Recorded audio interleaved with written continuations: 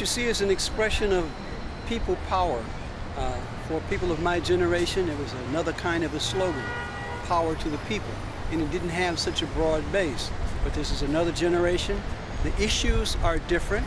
I think once these general assemblies come together, they'll start focusing on things like jobs and some other items that more people will be able to identify with, grab hold to, and basically look at this as a regenerating spirit for a whole bunch of things we want to do in our communities. Yes, there's a lot of different groups here.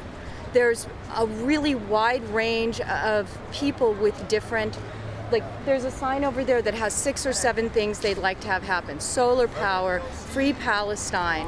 But all of these kind of come back to a general dissatisfaction with how the people, elected officials, are not representing their point of view. I think that criticism about having too many agendas or not having a set platform of demands or all of the solutions right now, I don't think that's really what's at the heart of the criticism, because if you look at Congress, they all have their own agenda. They're not solving a damn thing right now.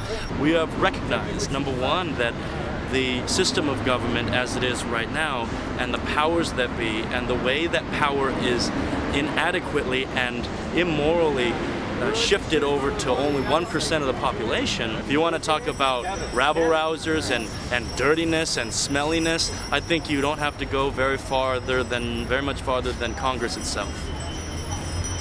My position is that actually things would be better for the 1% if they were better for the 99%. It would be great to get the private money out of politics, but with the Supreme Court that we have right now, good luck with that. Too much money was dispersed in the wrong direction. I don't believe in trickle-down economics, and I also don't believe that taxes being increased on the rich cuts job growth. I don't buy into that argument at all. If you talk to 10 people here, you'll hear 10 different messages and 10 different reasons why they're here. But it all comes down to very fundamental, not economic equality or economic parity, but at least economic fairness. We want to see a little more fairness. That means a more compassionate society, one that looks out for the working class and the poor, as well as it looks out for the rich. Obviously, those corporations should pay taxes, and they shouldn't be relocating overseas to avoid American taxes. There has to be a more enlightened tax policy here in the United States. I think if you come by here in about 6 months, you're going to see a lot of people who look like me here.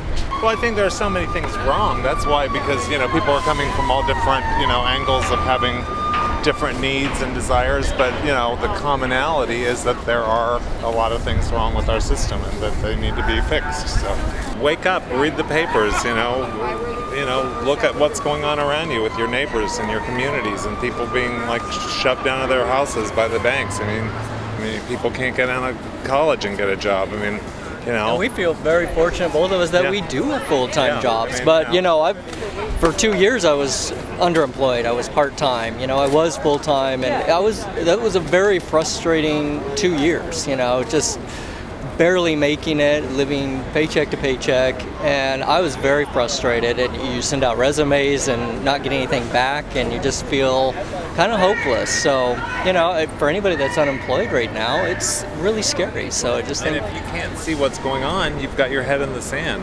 The corporations tend to lower wages because people will take cuts rather than lose their jobs. When they use our money to buy the people we elect to vote, then it's not our democracy, and we need to take that back. So we need to get the money out of the politics. My understanding is that the more that we as individuals take leadership roles and express our opinion and advocate for change, the more society will benefit. And I personally think 1 + 99 = 100, so we need to really work on that together as one nation.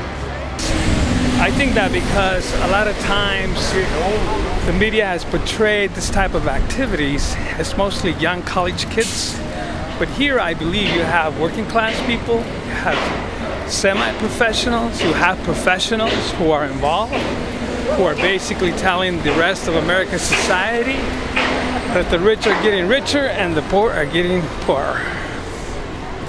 And you have a message for the rest of the country? Yes, join the masses, join this type of activities. This is the only way that 99% is going to be successful.